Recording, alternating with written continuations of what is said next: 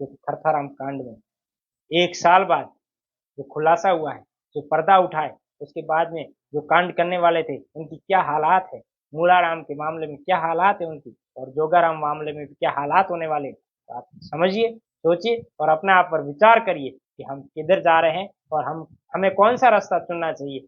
हमें समाज में उठना बैठना है या फिर समाज के सामने टेढ़ी नजर से देखने वाले लोगों की तरह बनना है। आप इसका फैसला आप स्वयं कर सकते हैं। नमस्कार मित्रों, काफी महत्वपूर्ण और गंभीर मुद्दे पर आपके साथ चर्चा करने के लिए जुड़ा हूं।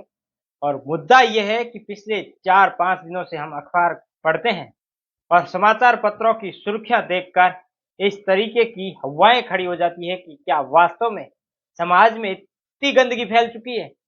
क्या हमारा समाज किस तरफ जा रहा है? जिस तरीके की घटनाएं पिछले 4 दिनों से अखबारों में पढ़ते हैं, लेकिन ये घटनाएं लंबे समय से चली आ रही है, कंटिन्यू। यदि 4 दिन एक ही जैसी खबर और एक ही एंगल की खबर और एक ही जैसी परिस्थितियां देखते हैं, तो कहीं ना कहीं सवाल हमारे जहन में खड़ा होता है कि हम जा कहाँ रहे हैं।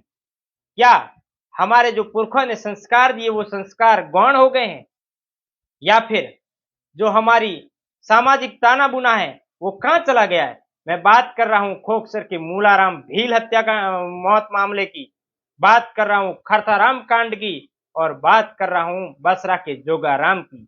आखिर इन 3 युवाओं की किस तरीके से मौत हुई है, इससे पूरा का पूरा बाड़मेर नहीं राजस्थान जानता है, हमारा हर वर्ग जानता है। लेकिन तीनों ही घटनाओं का कारण सिर्फ एक ही वजह सामने आ रही है, और तीनों ही घटनाओं से जब पर्दा उठ रहा है धीरे धीरे, तो कहानी कमोबेश तीनों की एक ही है। एक एक की कहानी की शुरुआत करेंगे और इस बात को आगे बढ़ाएंगे। साथ ही साथ आप तमाम लोगों से भी अपील करना चाहूंगा कि इस तरीके का कदम आप ना उठाइएगा। यदि आपके आसपास भी इस तरीके की कुछ घटनाएं हो रही है, तो उनको किस तरीके से मनोवैज्ञानिक तरीके से उन घटनाओं पर अंकुश लगाइए। यदि कोई अपना गलत रास्ते पर चला गया है, तो उसे भी समझा बुझा कर सही रास्ते पर लाने का प्रयास कीजिए। उसे मानसिक तनाव देने की बजाय मनोवैज्ञानिक तरीके से समझाइए, ताकि इस प्रकार की घटनाएं हमारे समाज में आगे नहीं हो। हालांकि अंकुश लगाना तो नामुमकिन है, लेकिन जब हम और आप ठान लेंगे, तो कहीं ना कहीं ऐसी घटनाओं पर अंकुश तो जरूर लगेगा, कम भी होगी। लेकिन जिस तरीके की वारदातें हुई है, इससे हमारा सामाजिक ताना बोना शिहर उठाए, और आप और हम ये सोचने पर मजबूर हो गए कि आखिर हम किस रास्ते पर जा रहे हैं। बात कर रहा हूं, एक एक घटना का विस्तार से चर्चा करेंगे। बात करूंगा मूलाराम की। जिस तरीके से खोखसर पूरा जो गिड़ा पंचायत समिति और गिड़ा थाना क्षेत्र के अंतर्गत आने वाला गांव खोखसर, जहां पर 13 दिन बाद 13 मई को मूलाराम नामक युवक का कंकाल मिलता है, और कंकाल मिलने के बाद में जब पुलिस उस पूरी घटनाक्रम का पर्दाफाश करती है, तो कहीं न कहीं किस तरीके का दृश्य सामने आता है, उस दृश्य को देखकर रूह कांप उठते हैं। क्योंकि 13 दिन बाद मूलाराम का उसी के गांव के जंगल में शव मिलता है, और शव किस तरीके से किस हालात में मिलता है उससे आप सब जानते हैं। उसकी सिर होता है, उसके कुत्ते जो घूमते हैं गलियों में, वो उस सिर को जंगल से लोगों के घर तक ले आते हैं, और लोग शिहर उठते हैं कि आखिर ये मानव मुंड आई कहाँ से। जब पीछे जाते हैं तो जंगल में पूरा का पूरा एक व्यक्ति का कंकाल होता है, और पुलिस मौके पर पहुंचती है और कंकाल की पहचान होती है, तो वो मूलाराम नामक भील के रूप में होती है। और वो इस मौत को गले क्यों लगाता है?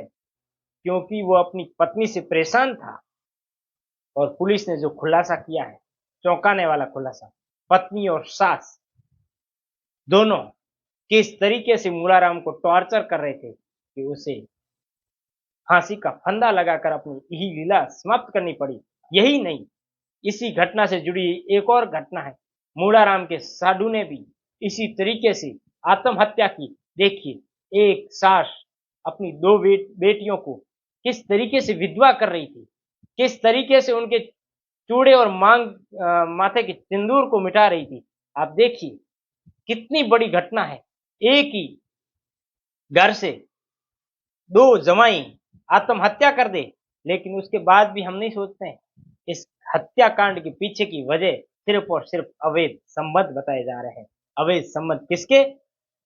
जो एक युवक गिरफ्तार हुआ है उसके और मूलाराम की पत्नी की, ऐसी जानकारी पुलिस ने भी दी है और स्थानीय लोगों ने भी दी है। और जिस प्रकार का सुसाइड नोट मूलाराम ने लिखा था 4 पेज का, उसमें भी इसका जिक्र है। तो हम कहाँ जा रहे हैं? किस तरीके से एक पत्नी अपने पत्नी को, अपने पति को, अपने सुहाग को इस तरीके से टॉर्चर करती है कि वो फांसी का फंदा लगाने पर मजबूर हो जाता है और उसकी लाश है जो 13 दिन बाद जंगल में बोटी बोटी मिलती है। कुत्ते उस लाश का इस तरीके से दुर्दशा कर देते हैं कि उसकी हड्डियां किसी पेड़ के नीचे, किसी बबूल की झाड़ी में मिलती है। तो कहीं ना कहीं उसका सिर था, वो तो कुत्ते गांव में लेकर पहुंच गए। यदि वो सिर गांव में कुत्ते लेकर नहीं पहुंचते तो क्या पता मूलाराम का कंकाल भी मिलता या नहीं मिलता, ये भी बड़ा सवाल है। सवाल सिर्फ और सिर्फ पत्नी और पति से जुड़ा हुआ और सास ने बीच में टांग अड़ाई और उसका पत्नी का घर इस तरीके से उजड़ गया। अब पति तो संसार में नहीं है, लेकिन पत्नी और उसका प्रेमी और उसकी माँ यानी कि युवक की सास, मूलाराम की सास, तीनों सलाखों के पीछे। देखिए हो गया ना अंजाम। किस तरीके से आपने जिस घटना को रचा है उसका अंजाम हमेशा बुरा होता है। तो आपने सोच लिया है कि जब भी इस तरीके की घटना होती है तो उनको अपने आप में संभालिए, अपने आप में विचार करिए, अपने भविष्य को देखिए, किस तरीके से हम कैसा समाज बनाने जा रहे हैं। तो कहीं ना कहीं मूलाराम का जो कांड हुआ है उसमें कहीं ना कहीं पत्नी और सास और एक अन्य युवक, इनके तीनों का गठजोड़ था और मूलाराम ने आत्महत्या की। दूसरी बात करते हैं, साल भर पुरानी बात है लेकिन शव अभी मिला है। बात करते हैं बाड़मेर के सनावड़ा के खरताराम की। खरताराम की हत्या 1 साल पूर्व हो चुकी थी, यही मई का महीना था। लेकिन 1 साल तक पुलिस इस घटनाक्रम को इस तरीके से गोलमाल करती रही कि परिवार जने एसपी ऑफिस के आगे भी धरने पर बैठे। पिता और माँ की आंखें अपने बेटे को देखने के लिए तरस गई थी, उनकी आंखों का आंसू सूख गए थे और उन्होंने भी तो उसी दिन आरोप लगाए थे कि मेरे बेटे की हत्या की गई है। लेकिन राजस्थान की बाड़मेर पुलिस इस हत्याकांड का खुलासा नहीं करना चाहती। इसकी वजह क्या रही होगी उस पर अब जांच चल रही है। लेकिन जिस तरीके से घटनाक्रम से पर्दा उठा है वो पर्दा भी इसी तरीके से सामाजिक ताने बुने पर बड़ा सवाल खड़ा करता है। एक पत्नी जो कुछ ही दिन, ऐसा बताया जा रहा है कि सिर्फ महज 3 दिन अपने ससुराल में रही थी और 3 दिन में ही उसने अपने पति खरताराम का काम तमाम कर दिया और कुल्हाड़ी से अपने प्रेमी के साथ मिलकर इस तरीके से वार किया कि खरताराम को मौत की घाट उतार दिया।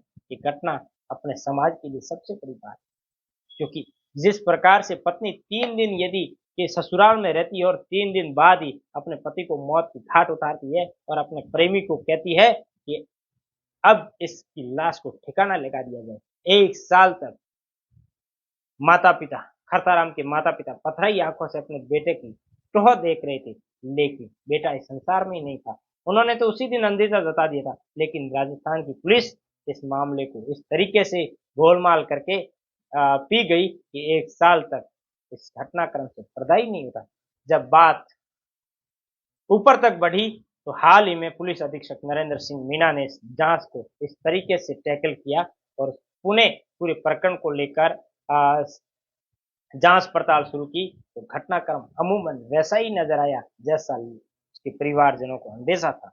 पत्नी जो नाबालिग महज 3 दिन ससुराल रही थी, लेकिन खरथाराम अपने पति को पसंद नहीं करती थी, उसे वो लड़का पसंद नहीं था खरताराम। तो उसने अपने पति को बीच में से हटाने के लिए अपने प्रेमी के साथ मिलकर इस दुनिया से ही हटा दिया।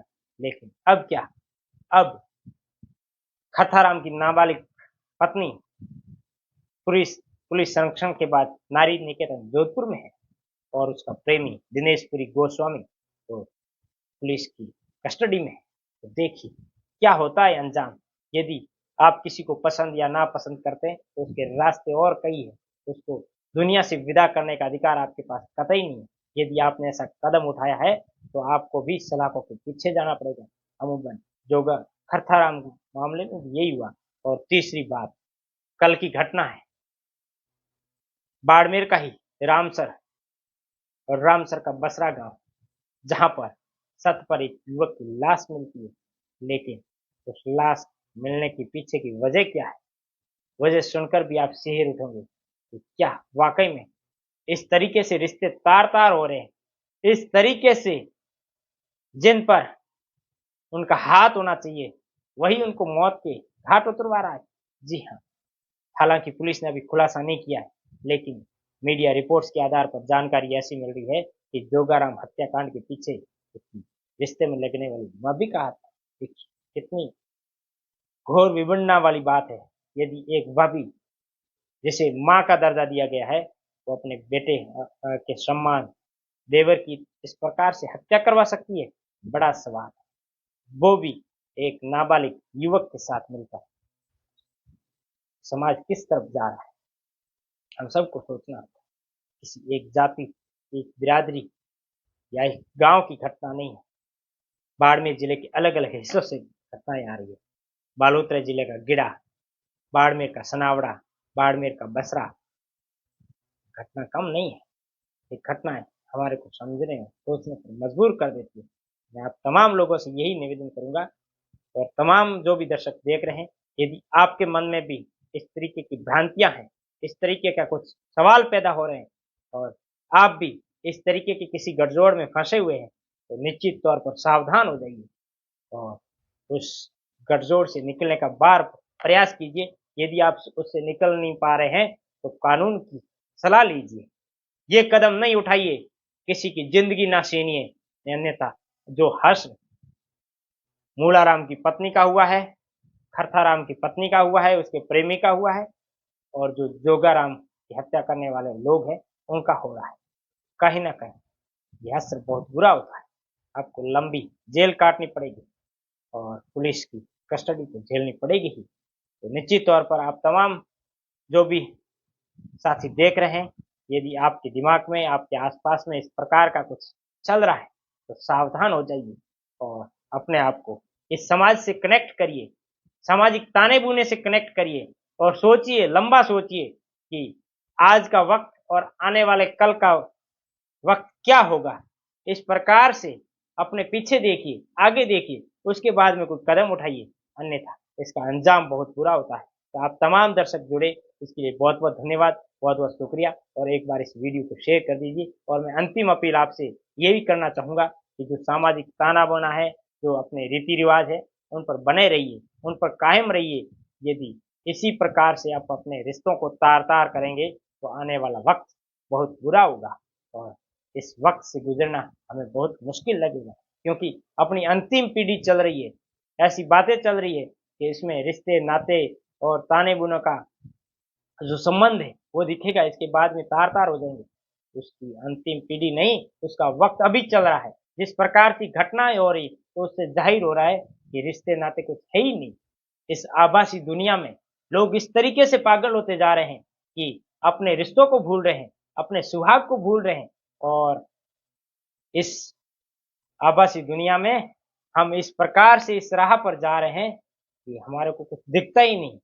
सिर्फ और सिर्फ एक ही राह दिखती है जहां पर ऐशमौज दिखती है, लेकिन ये ऐशमौज आपके लिए चंद मिनटों की हो सकती है, चंद घंटों की हो सकती है, लेकिन आपके भविष्य की नहीं, आपकी जिंदगी की नहीं। तो आप अपनी जिंदगी को संवारिए और अपने रास्ते पर चलिए और अपने आसपास के लोगों को भी इस तरीके से जागरूक करिए। यदि आज आप या आपके आसपास कोई इस प्रकार की घटना से गठजोड़ में जुड़ गया है तो उसे भी समझाइए, बुझाइए और उस बात को अंदर अंदर दबाइए। उस बात को बाहर लेने का प्रयास ना करिए, और यदि आपसे संभल नहीं पा रही है तो उस बात पर कानूनी राय भी लीजिए, लेकिन इस प्रकार का कदम नहीं उठाइए ताकि उसकी जिसके साथ आप कर रहे हैं उसकी जिंदगी तो बर्बाद हो ही रही है, उसकी ज़िंदगी तो खत्म हो ही रही है, लेकिन आपकी ज़िंदगी भी बर्बाद हो जाएगी। जिस प्रकार की घटनाओं को आप देखकर समझ सकते हैं कि आप किसी भी घटना को कारित करने के बाद में कुछ दिन तो बच सकते हैं, लेकिन ज़िंदगी भर नहीं बच सकते हैं, क्योंकि खरथाराम कांड में 1 साल बाद जो खुलासा हुआ है, जो पर्दा उठा है, उसके बाद में जो कांड करने वाले थे उनकी क्या हालात है, मूलाराम के मामले में क्या हालात है उनकी, और जोगाराम मामले में भी क्या हालात होने वाले हैं। तो आप समझिए, सोचिए और अपने आप पर विचार करिए कि हम किधर जा रहे हैं और हमें कौन सा रास्ता चुनना चाहिए। हमें समाज में उठना बैठना है या फिर समाज के सामने टेढ़ी नजर से देखने वाले लोगों की तरह बनना है। आप इसका फैसला आप स्वयं कर सकते हैं। तो निश्चित तौर पर मैं आप तमाम दर्शकों से निवेदन करूंगा, और आप तमाम दर्शकों ने इस वीडियो को देखा, बहुत बहुत धन्यवाद, शुक्रिया, और एक बार इस वीडियो को शेयर भी कर दीजिए। धन्यवाद।